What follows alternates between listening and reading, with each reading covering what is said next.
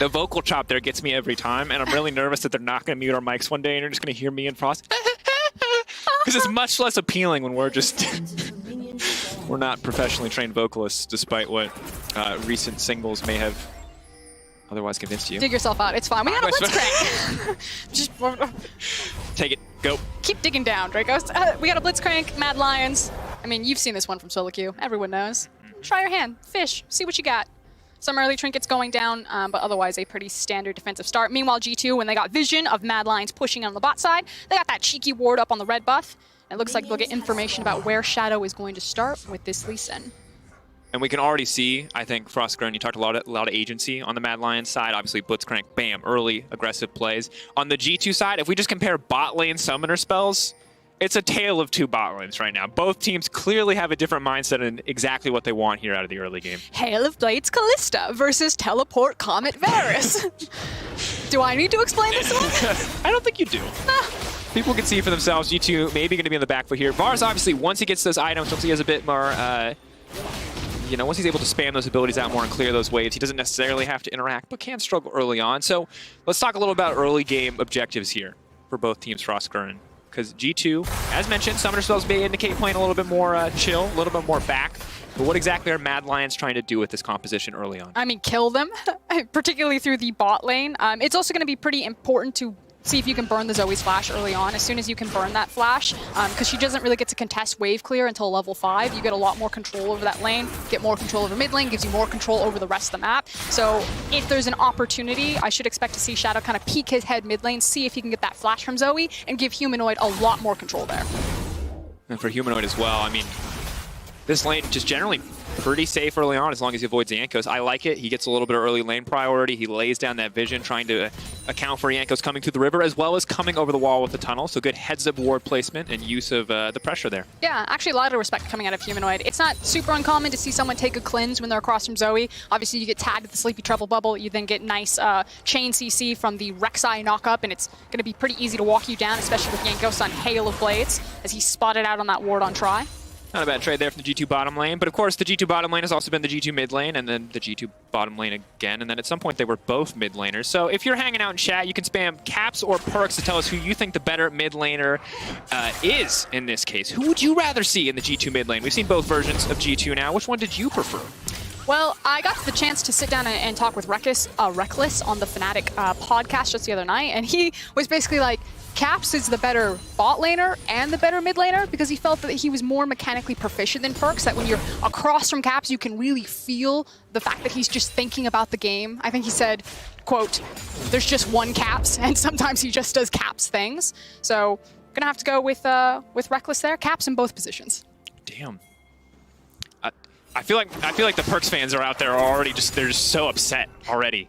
But I think it's fair, like mechanically, individually, Caps is king. In terms of what he provides to the team, I think that's always where Perks is edged down. That's why Perks has always been looked at as such a historic player. But the public sentiment definitely very much agreeing with you, Frostgrown. And one of the big differences, though, is kind of the resource demand from these teams. Caps really demands a lot of resource and a lot of attention to thrive, as there's the TP. That's a TP top lane. Now coming in, they're going to get the knock as well. They're trying to shut down this Wukong. That's going to be one Sleepy Monkey. Not going to be happy with that trade playing out. Arome still alive, though. This madman. They're fishing back in. He's not going back to the zoo. It's not going to happen. Oh, no. There it is. Right back in the exhibit.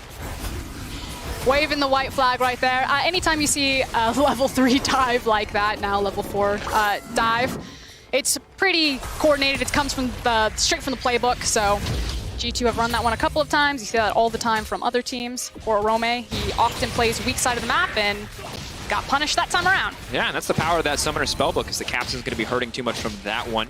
Very easy for him to use that TP and trade out for something a little bit later as we move on. And putting that Wukong behind early is a very big deal, because Mordekaiser, despite the fact that we don't see him, you can all probably still remember what happened when a Mordekaiser started to take over a game or gets fed. It's hard to watch. I also like Mordekaiser as kind of like an answer into Wukong, not necessarily just in the 1v1, but in this idea of how much threat Wukong will bring to a team fight. Now that he can spin twice, he just causes a ton of chaos there. And Mordekaiser just gets to press R on him if he really wants to and just be like, you guys don't have to worry about this. Like, I got this, this is fine. And Wukong really struggles against more AP-oriented top laners because his passive helps him against, getting the armor? Yep. And more of the AD bruisers. So things like Rumble, things like Mordekaiser are a really good answer for Wukong. Yeah, and the passive, I think, is one of those things where new Wukong players are going to miss out a lot, but it's 30 armor if you get it fully stacked at level 1, and that's a huge deal in more bruisery matchups, something like a Renekton, something where once you've used your abilities, if you want to continue to extend the trade, but Mordekaiser does not care. He gets free magic penetration, he does all magic damage, and he's going to make this lane look pretty easy, and while Shadow has something to say about it, but the pullback buys Wunder a bit of space here. They don't really have the damage quite yet, but now with the wave crashing under the tower, maybe Wunder's going to be in trouble. Needs to land that Sonic wave. He's going to flash over, but still, Shadow manages to land it, and that is huge. Rome ticks over to level 6 and is going to be more than fine on that one. Good response from Mad Lions. Yeah, really nicely done right there to just kind of brute force that gank, walk Wunder down, get the flash out of him, and then clean up on the kill. Now, this does mean that Jankos has space here to maybe look for the Ocean Drake. You can kind of see them popping their head around, and he's going to go ahead and pull it.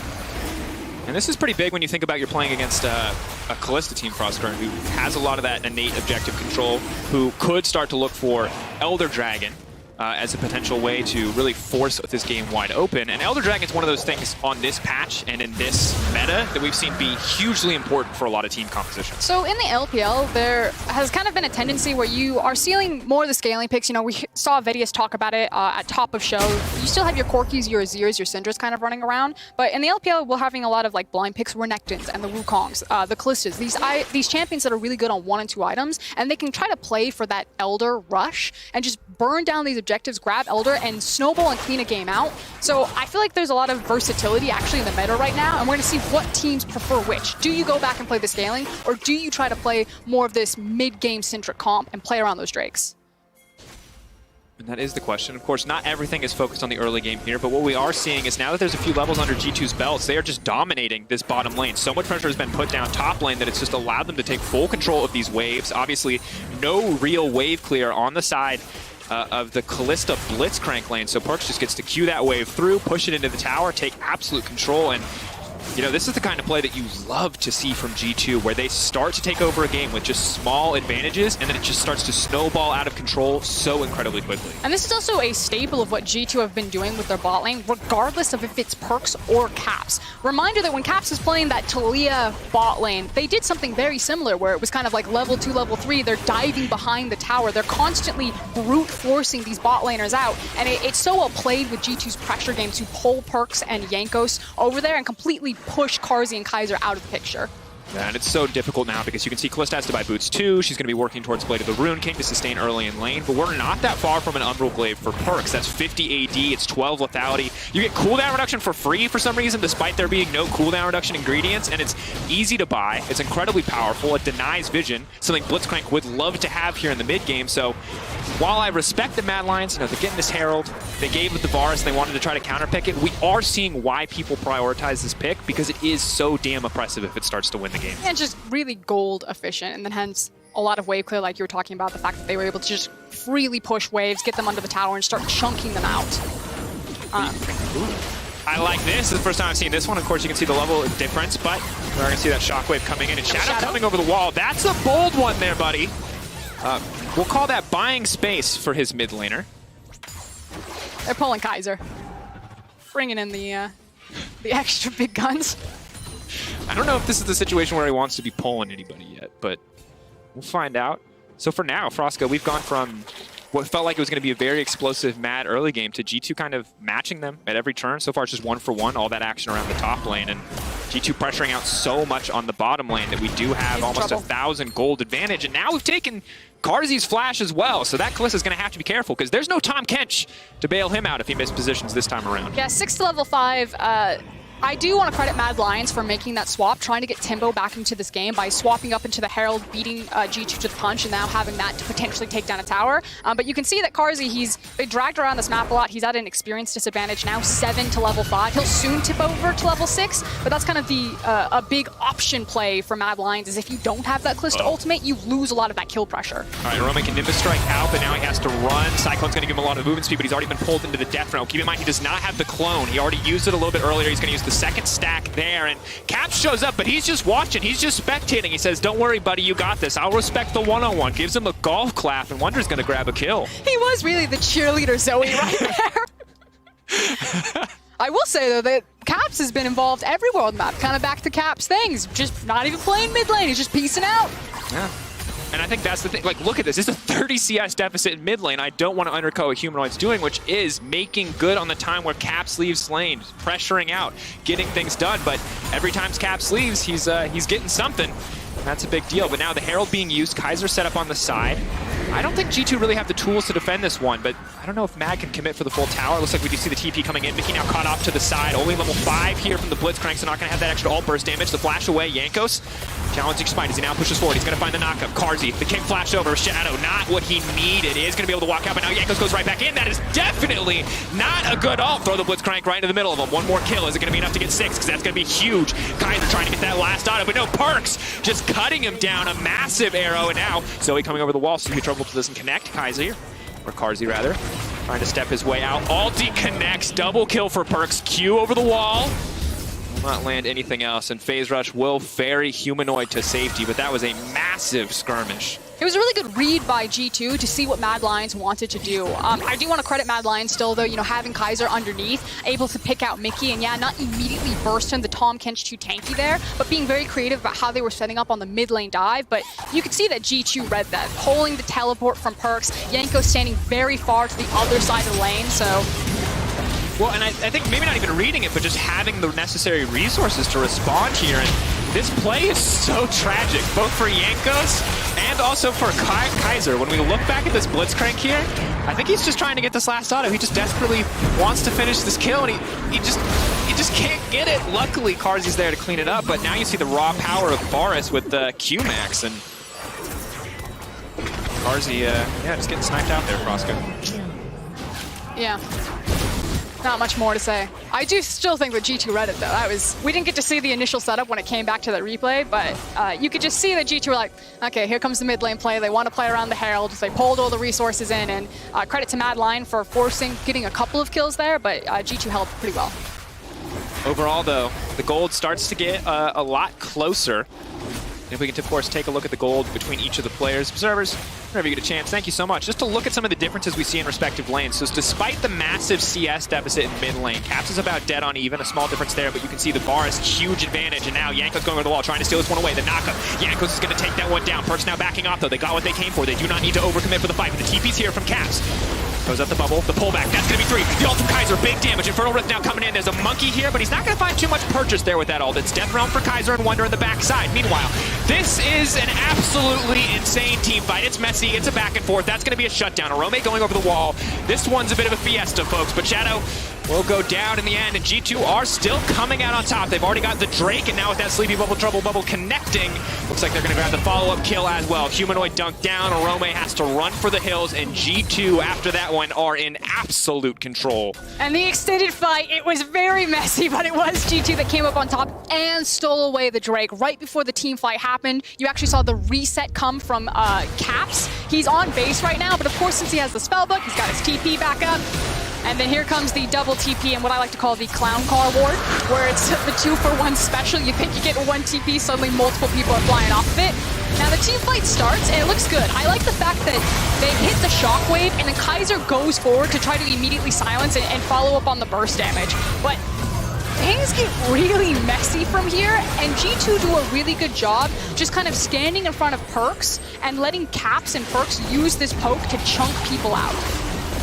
And I think the thing that we start to see here is part of the reason why, like, you'd want to pick Callista in theory is you've got the sustained damage, Varus blows his cooldowns, you get your wombo combo, you can clean up a fight. But the problem is if the fight goes long enough that Varus gets 2 Qs, you're doomed, Frostgren. And that's what we saw. It's such a long fight. The Vars is like, oh yeah, 2,500 damage. I'll take another Q. Like, sure, your time is over, buddy. It's my turn again. It's like a Nidalee spear that hits multiple people.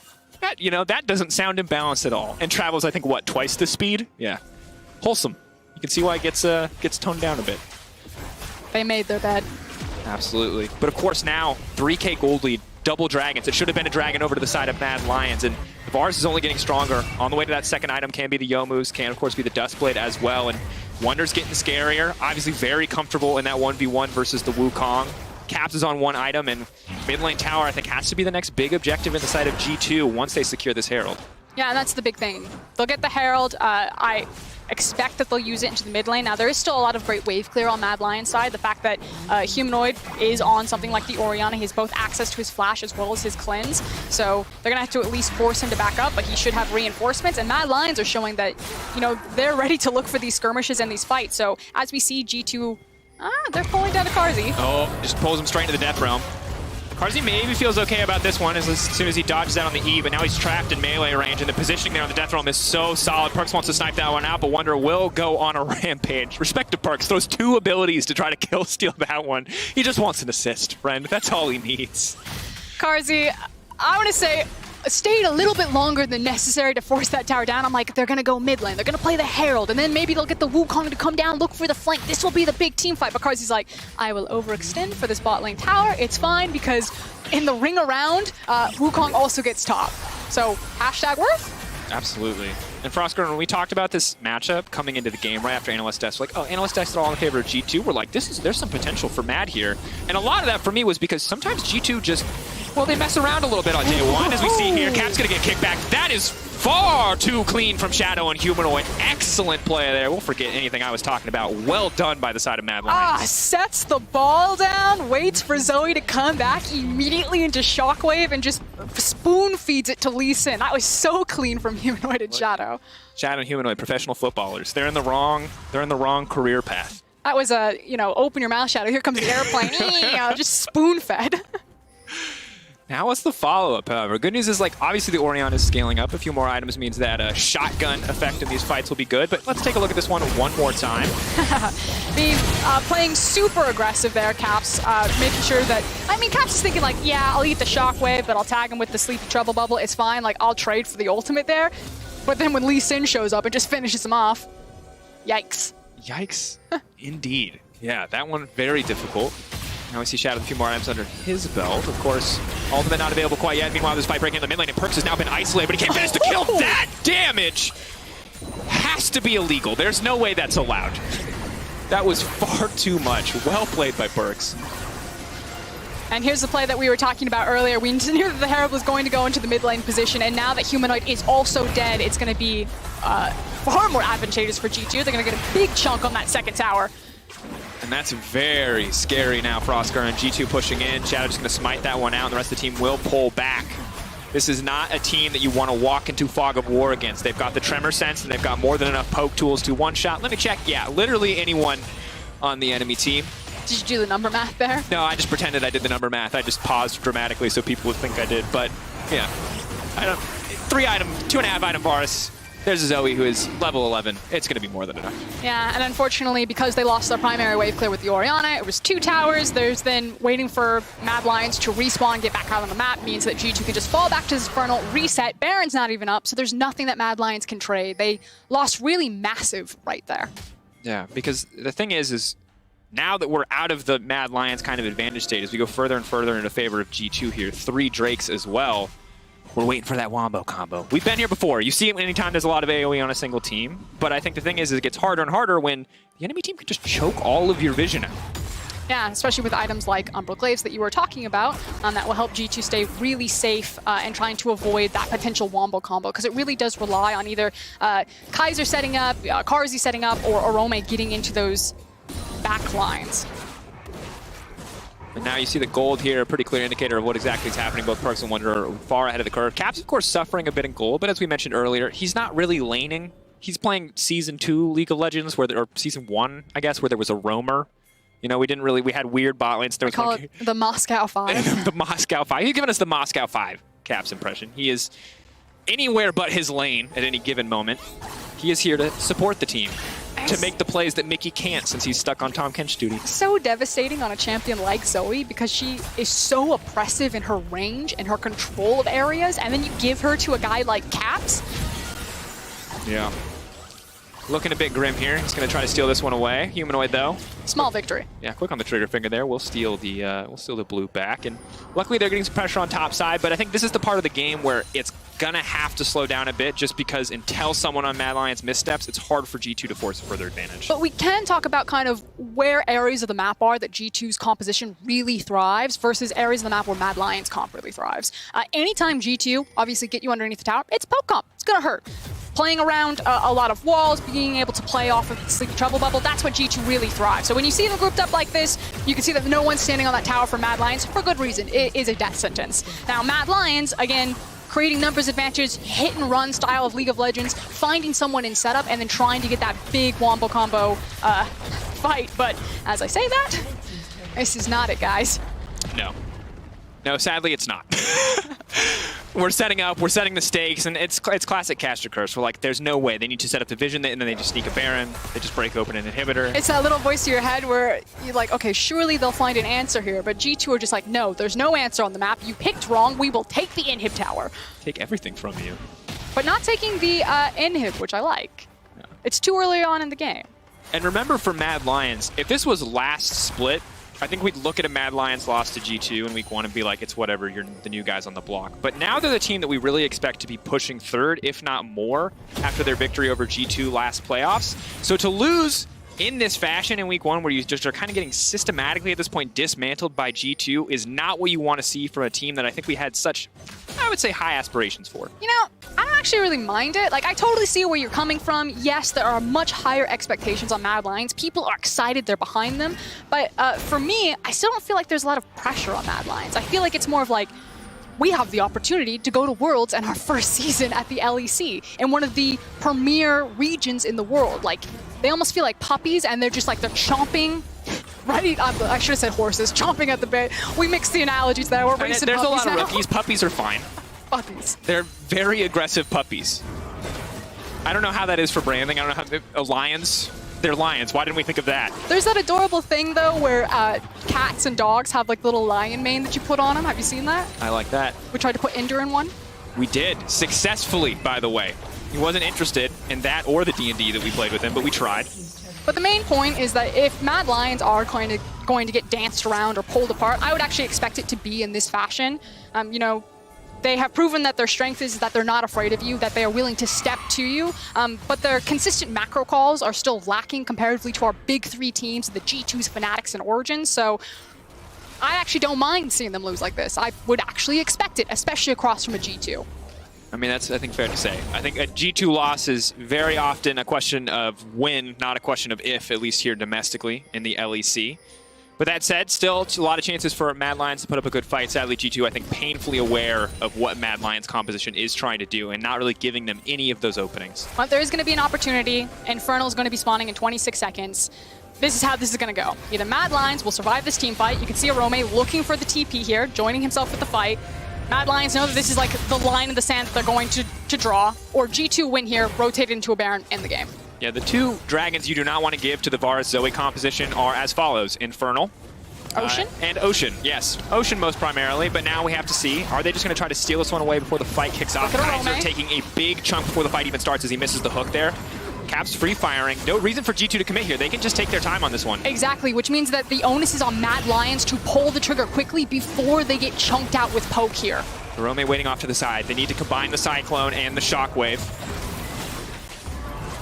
Still watching Arome, seeing if he can get into that flank as Mad Lions playing dodgeball. Absolutely, and they're not doing a super great job. They're losing a lot of health here, but that's a Shockwave only going to connect onto one. The rest of the team now kicking it off as the fight to start, but Arome's been caught into the Delph Realm, denying that Wombo combo ultimate. Wonder, though, going to be straight into the enemy team. He is going to get taken down at the end of this one. Goes golden, buys a bit more time, but now they're focusing down the Infernal instead. They just want the soul. G2's objective has changed. They're no longer interested in the fight. They get the soul. Maybe now they look to turn. Instead, they're giving that respect. They're backing off. Perk's going to throw down some damage, though. Arome going to dash out there. The Warrior Trickster will take him to safety, but Cardsley on the front lines, absolutely fearless here, but maybe should be giving a bit more respect because that damage coming in from G2 is far too much to deal with. That's the double kill for Caps. Yanko's going under, coming right back up. Shadow trying to use him as a taxi, but it does not matter. G2, absolute dominance. And that is going to be all she wrote, even if the game doesn't end right here. That's going to be like the big nail in the coffin for G2, picking up that other Infernal, wiping Mad Lions, and now marching towards the base. And we thought maybe Mad Lions would have the chance to skirmish in the river, to do a lot of what they did when they beat G2 last time, but G2 have been in just total control here.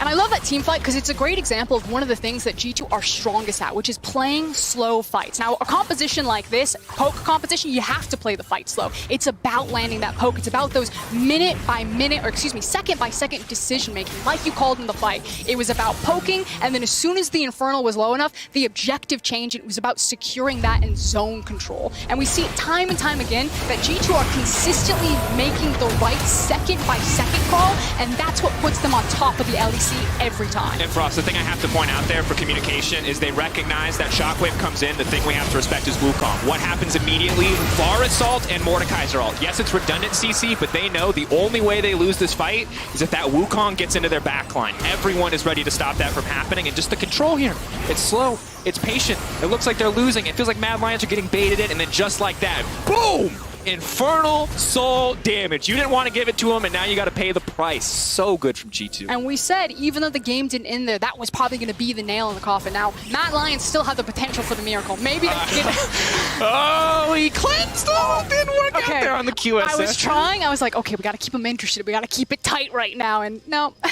Oh, no QSS. Just getting stunned there. It's nothing he could do. Humanoid, as he's pushing bottom, he's like, this might be it, guys. I think it's over. They were trying to find the pick, but Wonder, of course, just pushes R, and he's now stolen all of Shadow's stats, and I think this is, as mentioned before, the victory lap for G2. Perkz potentially in trouble here, but the entire team collapses to protect that KDA. Do not let this man die. Arome, on the other hand, will get taken out with the fourth death of this game. Rough start here for Mad Lions, but as we're starting to learn, the meta is defined by G2 in the LEC. Whatever they play, even if we haven't seen it quite yet, is probably damn strong, as we've learned from this Mordekaiser pick. And now the final fight breaking out. Mad Lions, one last desperate hold here, but Jankos will go gold, and Kaiser as well will dodge the obliterate from the Mordekaiser as Jankos is now on the retreat. Kaiser trying to get something done, but just hand delivers another kill to Wonder. Will get saved here by Mickey X, and it's just going to be a clean closeout from the side of G2. They're not looking to give up a single member on the back of this fight. Shadow wants to kick someone back into the fountain. He might not get much of a chance. That's the ace. The well-played heart comes out, and G2 will find their first win of the 2020 Summer Split. And welcome back to the bot lane, Perkz. 909 on this Varus. He's getting in shape. They're looking at Worlds. They say,